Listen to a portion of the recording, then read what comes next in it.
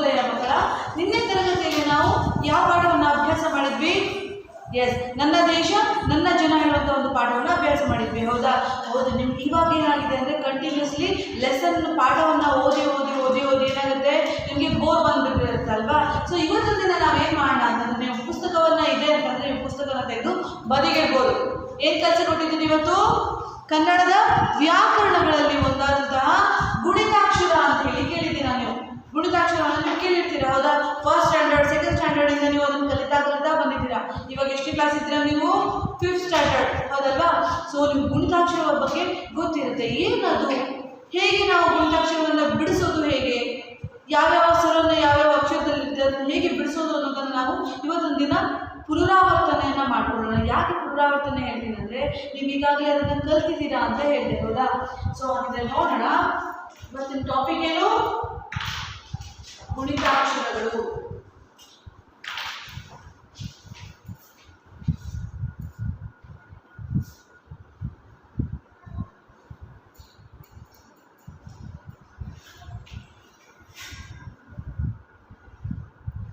ಗುಣಿತಾಕ್ಷರಗಳು ಇದನ್ನ ನಾನು ಹೇಳೋಕ್ಕಿಂತ ಮುಂಚೆ ನೀವು ಕಾಗುಣಿತ ಅಂತ ಹೇಳಿ ಕೇಳಿರ್ತೀರಾ, ಹೌದಾ?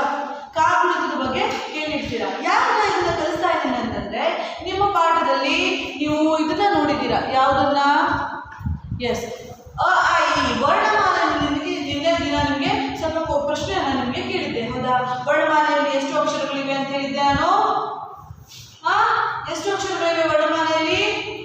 49 ಅಕ್ಷರಗಳಿವೆ, ಹೌದಾ? 49 ಅಕ್ಷರಗಳಲ್ಲಿ ಅದರಲ್ಲಿ ಸ್ವರಗಳು, ವ್ಯಂಜನಗಳು ಮತ್ತು ಯೋಗವಾಹಗಳು ಅಂತ ಹೇಳಿ ಪಾಠ ಮಾಡಿದ್ದಾರೆ. ವಿಧಗಳನ್ನು ನೋಡ್ಬೋದು ನಾವು, ಹೌದಾ? ಇಲ್ಲಿ ಕಾಗುಣಿತವನ್ನು ನೀವು ಬರೀತೀರಾ ಅಲ್ವಾ? ಕಾಗುಣಿತವನ್ನು ಹೇಗೆ ಬರೀತೀರಾ? For example, I show you. ಕ ಪ್ಲಸ್ ಅ ಕ, ಹೌದಾ? ಈ ತರ ಬರೀತೀರಾ, ಹೌದಾ? ಇದನ್ನಾದ್ರೆ ಟೋಟಲ್ ಸ್ವರವನ್ನು ನೋಡೋಣ. ಈ ಕ ಹೇಳುವಂತ ಒಂದು ವ್ಯಂಜನಕ್ಕೆ ಇದು ವ್ಯಂಜನ, ವ್ಯಂಜನ, ಇದು ಸ್ವರ, ಇದು ವ್ಯಂಜನ ಪ್ಲಸ್ ಸ್ವರ ಹಾಗೆ ಸೇರಿದಾಗ ಏನಾಗುತ್ತೆ? ಅಕ್ಷರವಾಗಿ ಗುಣಿತಾಕ್ಷರ. ಇದು ಗುಣಿತಾಕ್ಷರ ಆಗುತ್ತೆ.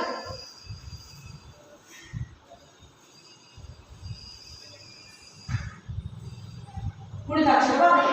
ಇದಿಷ್ಟನ್ನ ನೀವು ನೆನಪಿಟ್ಕೊಳ್ಬೇಕು, ಓಕೆನಾ? ಕ ಪ್ಲಸ್ ಅ ಕ, ಕ ಪ್ಲಸ್ ಆ ಕ, ಕ ಪ್ಲಸ್ ಇ ಕಿ, ಕ ಪ್ಲಸ್ ಇ ಕಿ, ಹೌದಾ? ಕ ಪ್ಲಸ್ ಉ ರು, ಸಾರಿ, ಕ ಪ್ಲಸ್ ಉ ಹೂ, ಹೂ, ಕ ಪ್ಲಸ್ ಉ ಹೂ, ಹೌದಾ? ಕ ಪ್ಲಸ್ ರು ಕೃ, ಕ ಪ್ಲಸ್ ಎ ಕೆ, ಕ ಪ್ಲಸ್ ಎ ಕೆ, ಕ ಪ್ಲಸ್ ಐ ಕೈ, ಕ ಪ್ಲಸ್ ಆ ಕ, ಕ ಪ್ಲಸ್ ಓ ಕೋ, ಕ ಪ್ಲಸ್ ಔ ಕೌ, ಕ ಪ್ಲಸ್ ಅಂ ಕಂ, ಕ ಪ್ಲಸ್ ಅಹ ಏನು ಬರುತ್ತೆ? ಎಸ್, ಕಹ, ಓಕೆನಾ? ಇದನ್ನ ನೀವು ನೆನಪಿನಲ್ಲಿ ಇಟ್ಕೊಳ್ಬೇಕು. ಒಂದು ಪದವನ್ನು ನಾವು ಬಿಡಿಸ್ಬೇಕು. ಫಾರ್ ಎಕ್ಸಾಂಪಲ್, ಒಂದು ಪದವನ್ನು ಕೂಡ ನಾನು ಕೊಡ್ತೀನಿ. ಏನಂತ ಬರೆಯೋಣ? ಏನಂತ ಬರೆಯೋಣ? ಸಿಂಪಲ್ ವರ್ಡ್, ವಿತೌಟ್ ಏನೋ ಒತ್ತಕ್ಷರಗಳು ಇಲ್ಲದೆ ಇರುವಂಥದ್ದನ್ನ ಬರೆಯೋಣ. ಗಾಳಿ ಪಟ ಅಂತ ಹೇಳಿ ಕೊಡ್ತೀನಿ, ಓಕೆನಾ? ಒಂದೇ ಎಕ್ಸಾಂಪಲ್, ಒಂದು ಫಸ್ಟ್ ಎಕ್ಸಾಂಪಲ್, ಗಾಳಿ ಪಟ. ಒಂದು ಪದವನ್ನು, ಇಲ್ಲಿ ಒಂದು ಅಕ್ಷರವನ್ನು ನಾವು ಬಿಡಿಸುವಾಗ ಹೇಗೆ ಬಿಡಿಸ್ತೀವಿ? ಕ ಪ್ಲಸ್ ಅ ಸೇರಿದ್ರೆ ಕ ಅಂತ ಹೇಳಿ ಆಗುತ್ತೆ. ಅಂದ್ರೆ ಇಲ್ಲಿ 4 ಅಕ್ಷರವನ್ನು ಕೊಟ್ಟಿದ್ದಾರೆ. ಗ, ಇಲ್ಲಿ ಕ ಇದ್ದಲ್ಲಿ ಕ ಇರುತ್ತೆ, ಲಿ ಇದ್ದಲ್ಲಿ ಕಿ, ಪ ಇದ್ದಲ್ಲಿ ಕ, ತ ಇದ್ದಲ್ಲಿ ಸೇಮ್ ಸ್ವರ ಇದೆ ಅಲ್ಲ, ಆ ಸ್ವರವನ್ನು ಗುಣಿತಾಕ್ಷರದಲ್ಲಿ ಒಂದು ಪದವನ್ನು ಕೊಟ್ಟಾಗ ಅದನ್ನ ಬಿಡಿಸ್ಬೇಕು. ಯಾವ ರೀತಿ ಬಿಡಿಸ್ಬೇಕು ನೋಡೋಣ. ಹಾಗಿದ್ರೆ ಗ ಅಂತ ಇದೆ, ಗ ಪ್ಲಸ್ ಆ ಗ ಪ್ಲಸ್ ನೆಕ್ಸ್ಟ್ ಒನ್ ನೋಡೋಣ, ಲಿ ಕೊಟ್ಟಿದ್ದಾರಲ್ವಾ, ಲ ಪ್ಲಸ್ ಇ, ಹೌದಾ, ಪ ಪ್ಲಸ್ ಅ, ಹೌದಾ, ಆಮೇಲೆ ಟ ಪ್ಲಸ್ ಅ, ಹೌದಾ. ವ್ಯಂಜನ ಅಂತ ಹೇಳುವಾಗ ನಾವು ಯಾವ ತರ ಬರಿತೀವಿ, ಕ ಇಂದ ಲದವರೆಗೆ ನೋಡಿ, ಳ ಕ, ನಾವು ಈ ಕೊಂಬನ್ನ ಕೊಡ್ಬೇಕು ಈ ತರ, ಇದು ಕ, ಹೌದಾ, ಈ ತರ ಬರಬೇಕು. ಕ ಪ್ಲಸ್ ಅ ಸ್ವರದೊಂದಿಗೆ ಸೇರಿದಾಗ ಮಾತ್ರ ಏನಾಗುತ್ತೆ, ಕ ಅಂತ ಹೇಳಿ ಆಗುತ್ತೆ, ಹೌದಾ. ಹೀಗೆ ಸುವ್ಯಂಜನಗಳು ಇದೊಂದು ಆಯ್ತಾ. ಇನ್ನೊಂದು ಎರಡನೇ ಕೊಡ್ತೀನಿ, ಕಮಲ, ಸಿಂಪಲ್ ವರ್ಡ್ ಅನ್ನ ಕೊಡ್ತೀನಿ ಫಸ್ಟ್, ಓಕೆನಾ. ಕ ಪ್ಲಸ್ ಅ, ಒಂದು ವರ್ಡ್ ಬರ್ದಾದ್ಮೇಲೆ, ಒಂದು ಅಕ್ಷರ ಬರ್ದಾದ್ಮೇಲೆ ಅದಕ್ಕೆ ಕೂಡಿಸ್ಬೇಕಲ್ವಾ. ಎಲ್ಲ ಅಕ್ಷರ ಈ ಕೊಟ್ಟಿದಾರ, ಕ ಮ ಲ ಅಂತ ಕೊಟ್ಟಿದಾರ, ಇಲ್ಲ ಅಲ್ವಾ, ಎಲ್ಲ ಸೇರಿಸಿ ಈ ತರ ಕೊಟ್ಟಿದ್ದಾರೆ. ಸೊ ಏನ್ ಮಾಡ್ಬೇಕು, ಒಂದು ಅಕ್ಷರ ಆದ್ಮೇಲೆ ಅದಕ್ಕೆ ಕೂಡಿಸ್ಬೇಕು ಅಂತಂದ್ರೆ ಇದಕ್ಕೆ ಕೂಡಿಸುವಂತದ್ದಲ್ವಾ ಚಿಹ್ನೆ. ಸೊ ನೆಕ್ಸ್ಟ್ ಮ ಪ್ಲಸ್ ಏನಿದೆ, ಸ್ಮದಲ್ಲಿ ಸ್ವರ ಏನಿದೆ, ಅ ಇದೆ. ನೆಕ್ಸ್ಟ್ ಲ ಪ್ಲಸ್ ಅ, ಈ ತರ ಬರುತ್ತೆ, ಹೌದಾ. ಕ ಪ್ಲಸ್ ಅ, ಮ ಪ್ಲಸ್ ಅ, ಲ ಪ್ಲಸ್ ಅ, ಈ ತರ ಇರುತ್ತೆ. ಹಾಗಿದ್ರೆ ನಾವು ಯೋಚನೆ ಮಾಡಬೇಕು, ಟೋಟಲ್ ಎಷ್ಟು ಅಕ್ಷರಗಳ ಇದೆ ನೋಡ್ಬೋದು. ಸ್ವರಗಳು ಎಷ್ಟಿದೆ ಇಲ್ಲಿ ನೋಡಿ, ಸ್ವರ ಅಂತ ಕೊಟ್ಟಿದ್ದಾರೆ, ಎಷ್ಟಿದೆ, 1 2 3 4 5 6 7 8 9 10 11 12 13 14 15, ಎಷ್ಟಿದೆ, 15 ಇದೆ ಅಲ್ವಾ. 13 ಸ್ವರಗಳು, 2 ಯೋಗವಾಹಗಳು, ಹೌದಲ್ವಾ. ಇದಿಷ್ಟನ್ನ ನಾವು ಎಷ್ಟಿದೆ ಟೋಟಲು 15 ಅಂತ ಹೇಳ್ಬೋದು. 15 ಸ್ವರಗಳು, ಇಲ್ಲಿ ಸ್ವರಗಳು ಅಂತ ಹೇಳಿಲ್ಲ, 13 ಅಂತ ಹೇಳಾಗಣೆ. ಟೋಟಲು ಅಲ್ಲಿ ಸ್ವರಗಳು, ವ್ಯಂಜನಗಳು, ಯೋಗವಾಹಗಳು ಅಂತ ಹೇಳಿ ಆಗುತ್ತಲ್ವಾ. ಸ್ವರ ಮತ್ತೆ ವ್ಯಂಜನ ಸೇರಿ 15 ಬರುತ್ತೆ. ಹಾಗೆ ಕ ಇಂದ ಳ ತನಕ ಎಷ್ಟು ಬರುತ್ತೆ ವ್ಯಂಜನಗಳು ಎಷ್ಟು ಬರುತ್ತೆ ಟೋಟಲು 34 ಇದೆ. ಕ ಇಂದ ಳವರೆಗೆ ಎಷ್ಟು ಬರುತ್ತೆ ವ್ಯಂಜನ, 34 ವ್ಯಂಜನವನ್ನು ನಾವು ನೋಡ್ಬೋದು, ಹೌದಾ.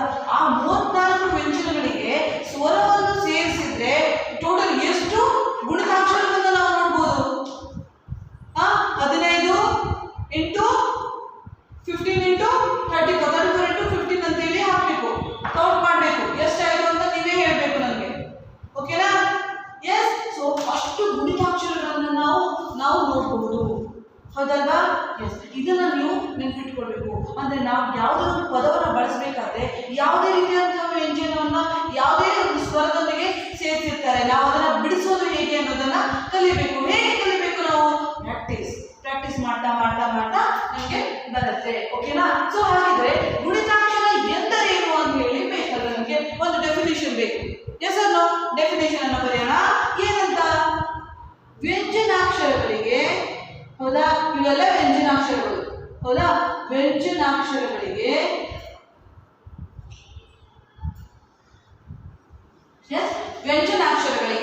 ಸ್ವರಗಳು ಸೇರಿ, ಇದೆಲ್ಲ ಸ್ವರಗಳು, ಹೌದಾ, ಕಾಣಿಸ್ತಾ ಇದೆ ಅಲ್ವಾ, ಸ್ವರಗಳು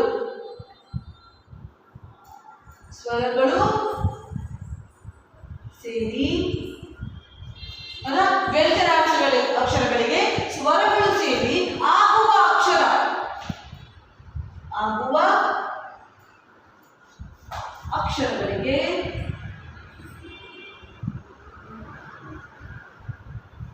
ಏನಂತ ಹೇಳ್ತೀವಿ, ಎಸ್, ಗುಣಿತಾಕ್ಷರಗಳು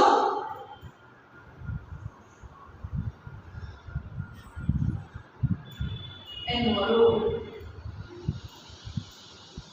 ಗುಣಿತಾಕ್ಷರ ಎನ್ನುವರು. ಇದನ್ನ ನೀವು ಡೆಫಿನೇಷನ್ ಕರೆಕ್ಟ್ ಆಗಿ ನೆನಪಿಟ್ಕೋಬೇಕು. ಗುಣಿತಾಕ್ಷರ ಅಂದ್ರೆ ಏನು, ವ್ಯಂಜನಾಕ್ಷರಗಳಿಗೆ ಸ್ವರಗಳು ಸೇರಿ ಆಗುವಂತಹ ಒಂದು ಅಕ್ಷರವೇ ಗುಣಿತಾಕ್ಷರ. ಇದಿಷ್ಟನ್ನ ನೀವು ನೆನಪಿಟ್ಕೊಂಡ್ರೆ ಆಯ್ತು. ಇನ್ನು ಒಂದಿಷ್ಟು ಎಕ್ಸಾಂಪಲ್ಸ್ ಅನ್ನು ಕೊಡೋಣ. ಈಗ ಸಿಂಪಲ್ ಏನು, ಒತ್ತಕ್ಷರ ಇಲ್ಲದೆ ಇರುವಂತಹ ಒಂದು ಪದಗಳನ್ನು ನಾನು ಕೊಟ್ಟೆ, ಹೌದಾ? ಹಾಗಿದ್ರೆ ಒತ್ತಕ್ಷರ ಇರುವಂತಹ ಪದಗಳನ್ನು ನಾವು ಯಾವ ರೀತಿ ಬಳಸಬೇಕು, ಹಾಗೆ ಯೋಗ ಭಾಗಗಳು ಇರುವಂತಹ ಒಂದು ಪದಗಳನ್ನು ನಾವು ಹೇಗೆ ಬಳಸಬೇಕು, ಮತ್ತೆ ಇದರಲ್ಲಿ ಬರುತ್ತೆ ಒತ್ತಕ್ಷರಗಳಲ್ಲಿ ಸಜಾತೀಯ ಮತ್ತು ವಿಜಾತೀಯ ಅಂತ ಹೇಳಿ ಒತ್ತಕ್ಷರ ಬರುತ್ತೆ, ಹೌದಾ? ಅವು ಎಲ್ಲವನ್ನ ಕೊಟ್ಟಾಗ ನಾವು ಯಾವ ಯಾವ ರೀತಿ ಪದಗಳನ್ನ ಬಿಡಿಸ್ಬೇಕು ಅನ್ನುವಂಥದ್ದನ್ನ ನಾವು ಇವತ್ತಿನ ದಿನ ನೋಡೋಣ. ಹಾಗಿದ್ರೆ ನಾನು ಉದಾಹರಣೆಗಳನ್ನ ಕೊಡ್ತಾ ಹೋಗ್ತೀನಿ, ನೀವು ಬರ್ಕೊಳ್ಬಹುದು, ನೋಟ್ ಮಾಡ್ಕೊಳ್ಬಹುದು ಇದನ್ನ, ಓಕೆನಾ? ಎಸ್, ನೋಡೋಣ. ಹಾಗಿದ್ರೆ ಮೊದಲೇ ಉದಾಹರಣೆಯನ್ನು ಕೊಡೋಣ. ಹಾಗಿದ್ರೆ ಸಿಂಪಲ್ ಆಗಿರುವಂತಹ ಸಜಾತೀಯ ಒತ್ತಕ್ಷರಗಳನ್ನ ಕೊಡ್ತೀನಿ ನಾನು. ಅಪ್ಪ, ಹೌದಾ? ಎರಡನೇದು ಅಮ್ಮ,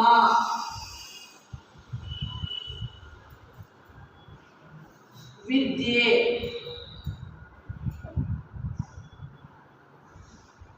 ನಾಲ್ಕನೇದು ಏನ್ ಕೊಡೋಣ?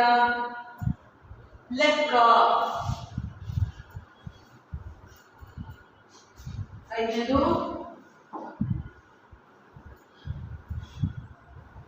ಕೋಗಿಲೆ,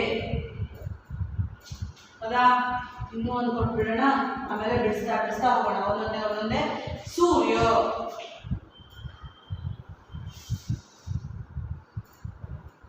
ಓಕೆನಾ? ಸೊ 6 ಪದಗಳನ್ನು ನಾನು ಕೊಟ್ಟಿದ್ದೀನಿ, ಹೌದಾ? ನೀವು ನೋಡಿ ಕಾನ್ಸಂಟ್ರೇಟ್ ಮಾಡ್ರಿ. ನಿಮ್ಗೆ ಬೇಕಿದ್ರೆ ಇದನ್ನ ಫೋಟೋ ಹೊಡೆದು ನಿಮಗೆ ಸ್ಟಡಿ ಮಟೀರಿಯಲಲ್ಲಿ ಕೊಡ್ತೀನಿ. ನಿಮ್ಗೆ ಈಗ ಆಲ್ರೆಡಿ ಇದನ್ನ ಕಲ್ತಿರ್ತೀರಾ, ಎಸ್ ಮಿಸ್ ಇದೆಲ್ಲ ಬರುತ್ತೆ ಅಂತ ಅನ್ಸುತ್ತೆ. ಆದರೆ ಎಕ್ಸಾಮಲ್ಲಿ ಫಾರ್ ಎಕ್ಸಾಂಪಲ್ ನಿಮ್ಗೆ ಏನೋ ಕ್ವಶನ್ ಕೊಡ್ತೀನಿ, ಕೋಗಿಲೆ ಈ ಪದವನ್ನ ಬಿಡಿಸಿ ಬರೆದಾಗ ಅಂತ ಹೇಳಿ ಕೊಡ್ತೀನಿ. ಗುಣಿತಾಕ್ಷರ ಬರೆಯಿರಿ ಅಂತ ಹೇಳಿ, ಬಿಡಿಸಿ ಬರೆಯಿರಿ ಅಂತ ಹೇಳಿ ಹೇಳಿದ್ರೆ ನೀವೇನ್ ಬರೀತೀರಾ? ಮಿಸ್ ಆಗುತ್ತೆ. ನಿಮಗೆ ಗೊತ್ತಿರುತ್ತೆ, ಆನ್ಸರ್ ಎಲ್ಲ ಬರುತ್ತೆ ನಿಮಗೆ, ಆದ್ರೂ ಅಲ್ಲಿ ಮಿಸ್ ಆಗುತ್ತೆ, ಓಕೆನಾ? ಇವಾಗ ನಾನು ಹೇಳ್ತೀನಿ ಕೇಳ್ರಿ. ಫಸ್ಟ್ ಅಕ್ಷರ ಏನು ಇಲ್ಲಿ? ಏನ್ ಕೊಟ್ಟಿದ್ದಾರೆ? ಅದು ಸ್ವರನ ವ್ಯಂಜನ, ಇದು ಸ್ವರ ಅಲ್ವಾ? ಸೊ ಇದಕ್ಕೆ ಬೇರೆ ಸ್ವರ ಇಲ್ಲ. ಸೊ ಅನ ಹಾಗೆ ಬಿಡೋಣ, ಪ್ಲಸ್ ಕೂಡ್ಸೋಣ. ಇಲ್ಲಿ ಏನಿದೆ? ಅಪ್ಪ, ಪಕ್ಕೆ ಪ ಒತ್ತಕ್ಷರವನ್ನ ಕೊಟ್ಟಿದ್ದಾರೆ, ಅಂದ್ರೆ 2 ಪ ಇದೆ ಅಂತ ಹೇಳಾಯ್ತು, ಹೌದಾ? 2 ಪ ಇದೆ, ಬಿಡಿಸೋಣ. 2 ಪದ ಪನ, 2 ಪನ ಬರೆಯೋಣ. ಹಾಗೆ ಈ ಪದಲ್ಲಿ ಯಾವ ಸ್ವರ ಇದೆ? ಪದಲ್ಲಿ ಪ ನೋಡಿ, ನೀವು ಪ್ರೊನೌನ್ಸ್ ಮಾಡಿ, ಉಚ್ಚಾರಣವನ್ನ ಮಾಡಿ, ಉಚ್ಚಾರ ಮಾಡಿ. ಪ ಯಾವ್ದು ಬರುತ್ತೆ? ಹೌದಾ? ಆ ಸ್ವರ ಇಲ್ಲಿ ಬರೀರಿ. ನೋಡಿ ಎಷ್ಟು ಸಿಂಪಲ್ ಆಗಿದೆ, ಹೌದಾ? ಹಾಗಾದ್ರೆ ಎರಡನೇ ನೋಡೋಣ. ಇಲ್ಲೂ ಕೂಡ ಅನೇ ಕೊಟ್ಟಿದ್ದೀನಿ, ಹೌದಾ? ಸ್ವರ ಇದೆ, ಬೇರೆ ಯಾವ ವ್ಯಂಜನ ಇಲ್ಲ, ಹಾಗಾಗಿ ವ್ಯಂಜನವನ್ನು ಬರೆಯುವ ಅವಶ್ಯಕತೆ ಇಲ್ಲ, ಓಕೆನಾ? ಸೊ ಎರಡನೇದು ಇಲ್ಲಿ 2ನೇ ಅಕ್ಷರ ಕೊಟ್ಟಿದ್ದಾರೆ, ಮಕ್ಕೆ ಮ ಒತ್ತು ಕೊಟ್ಟಿದ್ದಾರೆ. ಸೇಮ್ ಇದೇ ತರ 2 ಮ ಬರುತ್ತೆ ಅಂತ ಹೇಳಿದ್ರೆ, ಹೌದಾ? 2 ಮನ ಬರೆಯೋಣ. ನೋಡಿ, ವ್ಯಂಜನವನ್ನು ಬರೆಯುವಾಗ ಈ ಕೊಂಬನ ನೀವು ಬರೆಯೋದನ್ನ ಮರಿಬಾರ್ದು. ನೋಡಿ ಹೇಗೆ ಬರೀತೀವಿ ಅಂತ. ಒಂದ್ ವೇಳೆ ನೀವು ಈ ತರ ಮ ಬರೆದ್ಬಿಟ್ರೆ ಉತ್ತರನೇ ತಪ್ಪಾಗುತ್ತೆ, 1 ಮಾರ್ಕ್ಸ್ ಕೂಡ ಸಿಗಲ್ಲ, ನಾನು ಹೇಳ್ತಾ ಇದ್ದೀನಿ, ಓಕೆನಾ? ಈ ತರ ವ್ಯಂಜನವನ್ನ ನೀವು ಬಿಡಿಸಿ ಬರೆದಾಗ ಈ ತರನೇ ಬರೀಬೇಕು ವ್ಯಂಜನವನ್ನ, ಓಕೆ? ನೆಕ್ಸ್ಟ್ ಇದರಲ್ಲಿ ಯಾವ ಸ್ವರ ಇದೆ? ಮ, ಎಸ್, ಅಲ್ವಾ? ಸ್ವರ ಇದೆ. ಎಷ್ಟು ಸಿಂಪಲ್ ಆಗಿದೆ. ಅಪ್ಪ ಅಮ್ಮ ಎರಡನ್ನು ಹೇಗೆ ಬಿಡಿಸೋದು ಅಂತ ಗೊತ್ತಾಯ್ತು.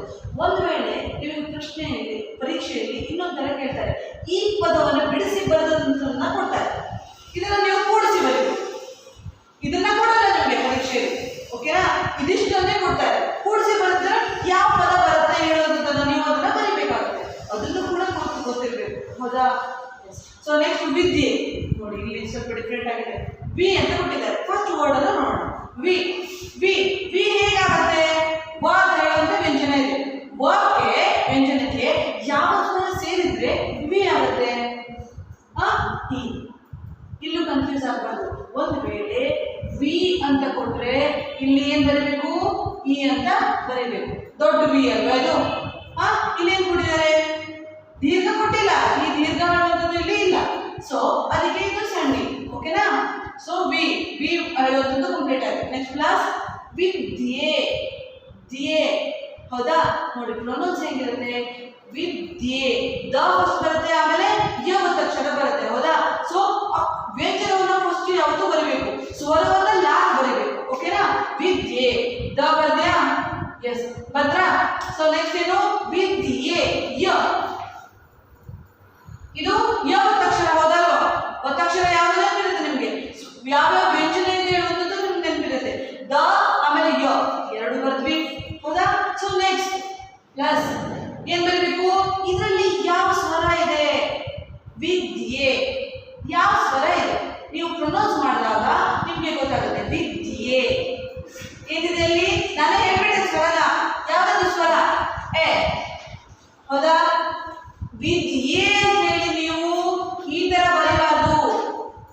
ಓಕೆ.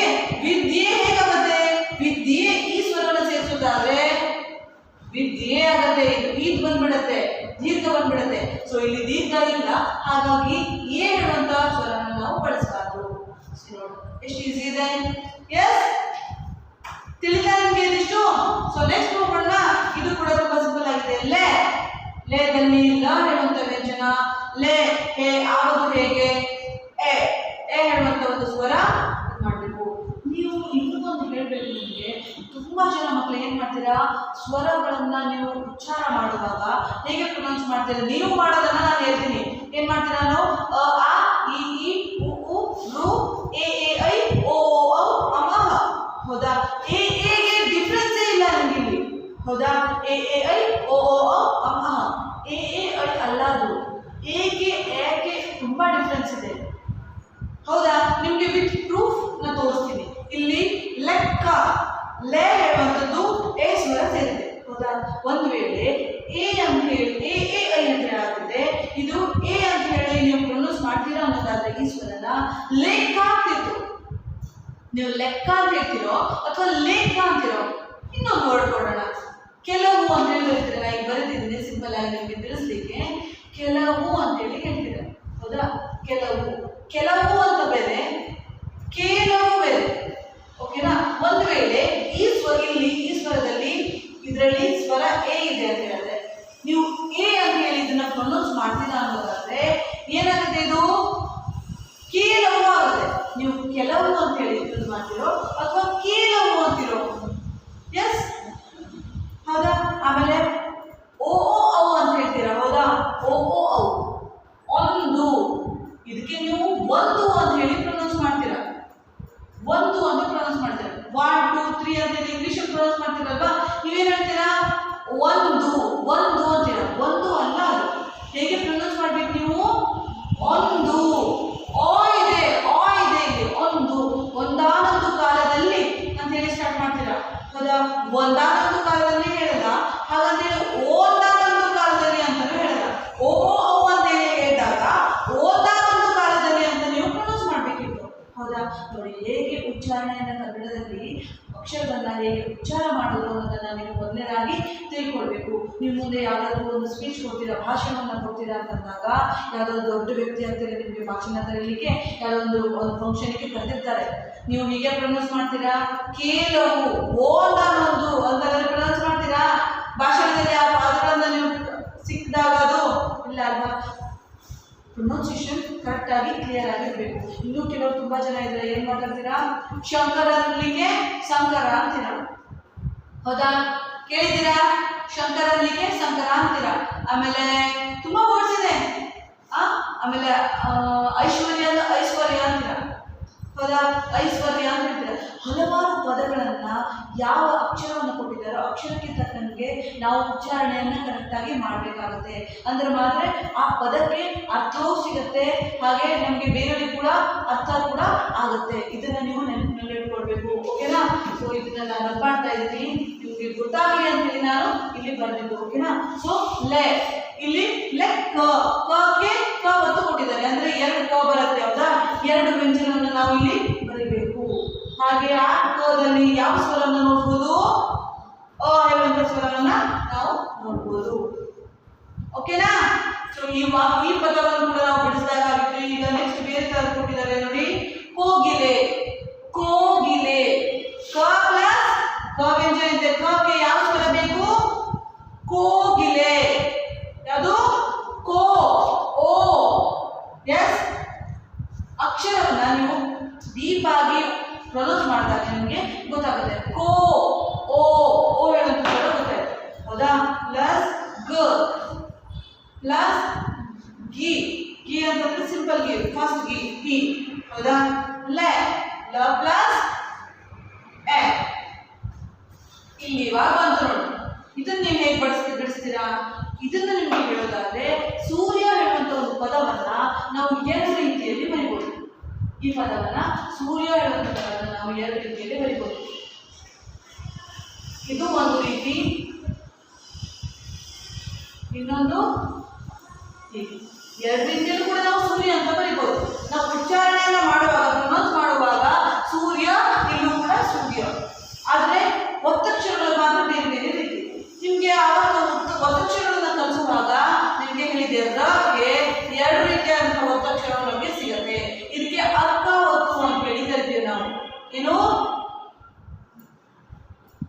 ಅರ್ಕಾವತ್ತು. ಓಕೆ, ಇನ್ನೂ ಒಂದು ಅನ್ನಪೂರ್ಣ ಅಂತ ಹೇಳಿ ನಿಮ್ಮ ಕ್ಲಾಸಲ್ಲಿ ಯಾರಾದರೂ ಇದ್ದಾರಾ ನೋಡೋಣ. ನಿಮ್ಮ ಹೆಸರು ನಿಮ್ಮಗಳ ಹೆಸರನ್ನೇ ನೋಡೋಣ. ಮಲ್ಲಿಕಾರ್ಜುನ ಅನ್ಸ್ಬಿಟ್ಟಿದ್ದಾರೆ ನೋಡಿ, ಹುಡುಗ ಕ್ಲಾಸಲ್ಲಿ ಇದ್ದಾನೆ ಮಲ್ಲಿಕಾರ್ಜುನ, ಸ್ವಲ್ಪ ದೊಡ್ಡ ಹೆಸರು ನೋಡೋಣ. ಮಲ್ಲಿಕಾರ್ಜುನ. ಇಲ್ಲಿ ನೋಡಿ, ಇಲ್ಲಿ ಅರ್ಜುನ ಅಂತಿದೆಯಲ್ಲ, ಇಲ್ಲಿ ಇದಿದೆ ಅರ್ಕಾವತ್ತು ಇದೆ, ಹೌದಾ? ಎಸ್, ಕಾನ್ಸಂಟ್ರೇಟ್ ಮಾಡ್ರಿ. ಎಲ್ಲೆಲ್ಲೋ ನೋಡ್ಬೇಡ್ರಿ, ವಿಡಿಯೋನ ಆನ್ ಮಾಡ್ರಿ. 10 ಸಲ ಹೇಳ್ತೀನಿ, ನೀವು ಅದನ್ನು ಮಾಡಿ. ಏನ್ ಮಾಡ್ತೀರಾ? ಮೊಬೈಲ್ ಆನ್ ಮಾಡಿ ಅಲ್ಲಿ ಏನೇನೋ ಕೆಲಸ ಮಾಡ್ತಾ ಇರ್ತೀರಾ. ಕಾನ್ಸಂಟ್ರೇಟ್ ಈ ಕಡೆಗೆ ಇಲ್ಲಿ. ಕೇಳಿಸ್ತಾ ಇದೆ ಅಲ್ಲ? ವೈಷ್ಣವ್, ರೋಷ್ಣವ್ ಇವರೆಲ್ಲ ಎಲ್ಲಿ ಹೋದ್ರಿ? ಯಾಕೆ ವಿಡಿಯೋನ ಆಫ್ ಮಾಡ್ತಿದ್ರಿ? ಪ್ರಹ್ಲಾದ್, ರೇಣುಕಾ, ನಾ ಏನಿಲ್ಲ, ಡೈರೆಕ್ಟಾಗಿ ನಿಮ್ಮ ಪೇರೆಂಟ್ಸ್ಗೆ ಫೋನ್ ಮಾಡ್ತೀನಿ. ನಾನು ಡೈರೆಕ್ಟಾಗಿ ಫೋನ್ ಮಾಡ್ತೀನಿ. ನಿಮ್ಮ ಮಕ್ಳು ಏನು ಮಾಡ್ತಾರೆ? ವಿಡಿಯೋನ ಆಫ್ ಮಾಡಿಕೊಂಡು ಕ್ಲಾಸ್ ನೋಡ್ತಾರೆ. ನಮಗೆ ನಿಮ್ಮ ಮಕ್ಕಳು ನೋಡೋಕೆ ಆಗ್ತಾ ಇಲ್ಲ. ಯಾರು ಹುಡುಗ ಅಂತ ಹೇಳಿ ನಿಮ್ಗೆ ಗೊತ್ತಾಗಲ್ಲ ಅಂತ ಹೇಳ್ತೀನಿ. ಮಲ್ಲಿಕಾರ್ಜುನ ಯಾವ ಹುಡುಗ ನಮ್ಮ ಫೇಸ್ ಕಾಣಿಸ್ತಾ ಇಲ್ಲ ಇಲ್ಲಿ, ಹಾಗಾಗಿ ನಾವು ನೋಡೋದೇ ಇಲ್ಲ, ಕೇಳೋದೇ ಇಲ್ಲ. ನಾನು ನೆಕ್ಸ್ಟ್ ಕ್ವಶನ್ ಕೇಳಲ್ಲ ನಿಮ್ಮ ಹತ್ರ. ಓಕೆನಾ? ನೀವು ಕೇಳ್ರಿ ಫಸ್ಟು. ಮಲ್ಲಿಕಾರ್ಜುನ ಇನ್ನೊಂದು ರೀತಿಯಲ್ಲಿ ಬರೆಯೋಣ ಇವನ ಹೆಸರನ್ನ. ಮಲ್ಲಿಕಾರ್ಜುನ. ಎಸ್, ಹೀಗೆ ಪ್ರೊನೌನ್ಸ್ ಆಗುತ್ತೆ. ಎರಡು ಸೇಮ್, ಪ್ರೊನೌನ್ಸಿಯೇಷನ್ ಸೇಮ್ ಇದೆ, ಉಚ್ಚಾರಣೆ ಸರಿಯಾಗಿ ಇದೆ, ಎರಡು ರೀತಿ ಒಂದೇ ರೀತಿಯಾಗಿ ಇದೆ, ಅದು ಬರೆಯುವಂಥ ರೀತಿ ಇದೇ ಥರ. ಇನ್ನೂ ಒಂದು ನೋಡ್ಬೋದು, ನೀವು ಗೂಗಲಲ್ಲಿ ಮಲ್ಲಿಕಾರ್ಜುನ ಅಂತ ಟೈಪ್ ಮಾಡಿ. ಯಾವ ಟೈಪ್ ಮಾಡಬೇಡಿ, ಮೈಕೋ ಇರುತ್ತಲ್ಲ, ಸ್ಪೀಕರ್ ಇರುತ್ತಲ್ಲ, ಗೂಗಲ್ ಅದನ್ನ ಹಾಕಿ. ಅದು ಏನು ಟೈಪ್ ಮಾಡುತ್ತೆ ನೋಡಿ, ಈ ಹೆಸರನ್ನೇ ಟೈಪ್ ಮಾಡುತ್ತೆ. ಇಲ್ಲ ಇದು ದೊಡ್ಡ ಆಯ್ತಾ, ಸೂರ್ಯ ಅಂತ ಹೇಳಿ. ಸೂರ್ಯ ಅಂತಂದ್ರೆ ಹೇಗೆ ಬರುತ್ತೆ? ಮೊಬೈಲಲ್ಲಿ ಈ ರೀತಿಯಾಗಿ ಬರುತ್ತೆ. ಸೊ ಎಷ್ಟೋ ಪುಸ್ತಕಗಳಲ್ಲಿ ನೀವು ನೋಡಿ, ಇವಾಗ ಪುಸ್ತಕಗಳಲ್ಲಿ ಎಲ್ಲವನ್ನು ಜಾಸ್ತಿಯಾಗಿ ಇದನ್ನೇ ಜಾಸ್ತಿಯಾಗಿ ಯೂಸ್ ಮಾಡ್ತೇವೆ, ಹೌದಾ? ಹಾಗಂತ ಮಾತ್ರಕ್ಕೆ ಇದು ತಪ್ಪು ಅಂತ ಹೇಳಲ್ಲ. ನೀವು ಎರಡು ರೀತಿಯಲ್ಲಿ ಬರೆಯೋದನ್ನು ಸ್ವಲ್ಪ ನೀವು ತಿಳ್ಕೊಂಡಿರ್ಬೇಕು. ಯಾಕೆ ಅಂತಂದರೆ, ಗುಣಿತಾಕ್ಷರವನ್ನು ನಾವು ಬಿಡಿಸುವಾಗ ಫಸ್ಟು ಯಾವುದಕ್ಕೆ ಯಾವ ಅಕ್ಷರವನ್ನು ಬರೀಬೇಕು ಅನ್ನೋದನ್ನು ನಾವು ತಿಳ್ಕೊಳ್ಬೇಕು. ಯಾಕೆ ಅಂದರೆ, ನಾವು ಪ್ರೊನೌನ್ಸ್ ಮಾಡುವಾಗ ಫಸ್ಟ್ ಸ್ವರ ಯಾವುದು ವ್ಯಂಜನ ಬರುತ್ತೆ? ಸೂರ್ಯ. ಇಲ್ಲಿ ಯಾಕೆ ಕೊಟ್ಟಿದ್ದಾರೆ, ಹೌದಾ? ಶಸ್ತ್ರ, ವಿದ್ಯೆ ಇಲ್ಲೇ ಕೊಟ್ಟಲ್ವಾ? ವಿದ್ಯೆ. ದಕ್ಕೆ ಯಾವುದು ಕೊಟ್ಟಿದೆ? ನಾವು ಪ್ರೊನೌನ್ಸ್ ಮಾಡುವಾಗ ದಕ್ಕೆ ಯಾವುದು? ದ ಫಸ್ಟ್ ಬರುತ್ತೆ, ಆಮೇಲೆ ವಿದ್ಯೆ, ಆಮೇಲೆ ಲಾಸ್ಟ್ ಯಾವ ಬರುತ್ತೆ. ಆದರೆ ಇಲ್ಲಿ ಸೂರ್ಯ ರ ಫಸ್ಟ್ ಬರುತ್ತೆ, ಆಮೇಲೆ ಯ ಬರುತ್ತೆ. ಇಲ್ಲಿ ನೋಡಿ, ರ ಫಸ್ಟ್ ಬರುತ್ತೆ, ಆಮೇಲೆ ಯ ಬರುತ್ತೆ, ಹೌದಾ? ಇದನ್ನ ನೀವು ನೆನಪಿನಲ್ಲಿ ಇಟ್ಕೊಂಡು ಗುಣಿತಾಕ್ಷರವನ್ನು ಇಲ್ಲಿ ಬಿಡಿಸ್ಬೇಕು, ಪದಗಳನ್ನ ಬಿಡಿಸ್ಬೇಕು. ನೋಡೋಣ. ಸ ಪ್ಲಸ್ ಉ, ಸು ಬಂತ? ಎಸ್. ನೆಕ್ಸ್ಟ್ ಸೂರ್ಯ, ರ ಪ್ಲಸ್ ಯ ಪ್ಲಸ್ ಈ ತರ ಬರೀಬೇಕು. ಎಸ್. ಮಲ್ಲಿಕಾರ್ಜುನ ಬಿಡಿಸ್ಬಿಡಲ್ವಾ? ಅದನ್ನೊಂದು ಬಿಡಿಸ್ಬಿಟ್ಟ, ನಾನು ಇಲ್ಲೇ ಬಿಡಿಸ್ತೀನಿ. 7ನೇದಾಗಿ ನಿಮ್ಮ ಹೆಸರುಗಳನ್ನು ನೀವು ಬಿಡಿಸ್ಬೋದು. ನಾನು ಕೊಟ್ಟ ವಾಕ್ಯಗಳನ್ನೇ ನೀವು ಬಳಸ್ಬೇಕಂತ ಇಲ್ಲ. ನಿಮ್ಮ ಹೆಸರನ್ನ ಬರೀರಿ, ಅದನ್ನ ಆ ಪದವನ್ನ ಬಿಡಿಸ್ರಿ.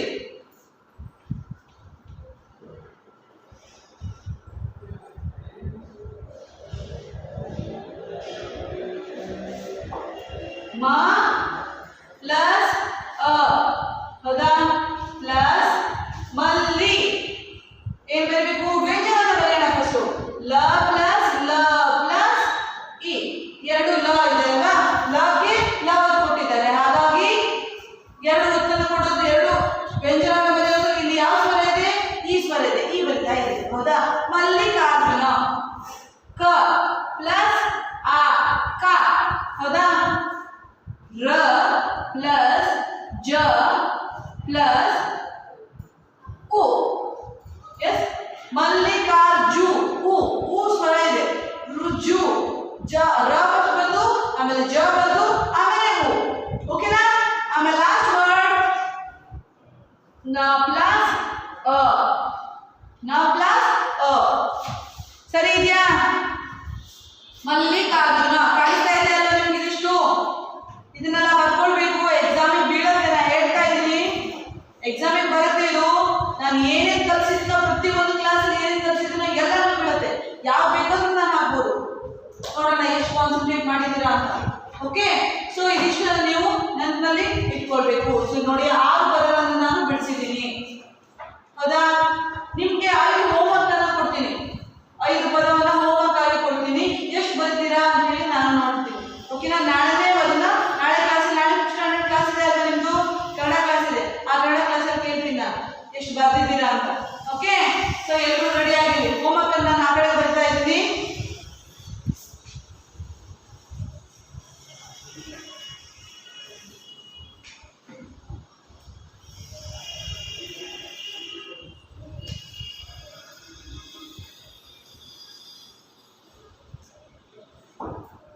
ಮೊದಲನೇದು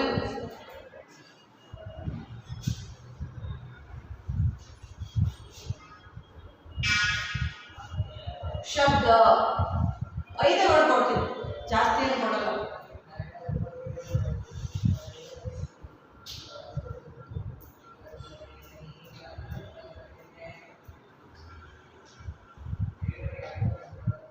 ಆರ್ಯ,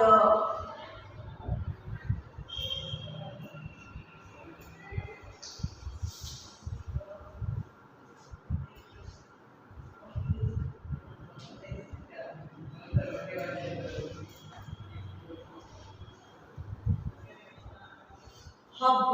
ಸಿಂಪಲ್ ವರ್ಡ್ಸ್ ಕೊಡ್ತಾ ಇದ್ದೀನಿ ನೋಡಿ.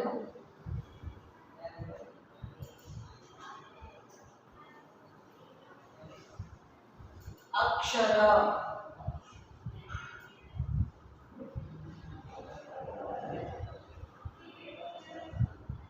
ಪುಸ್ತಕ.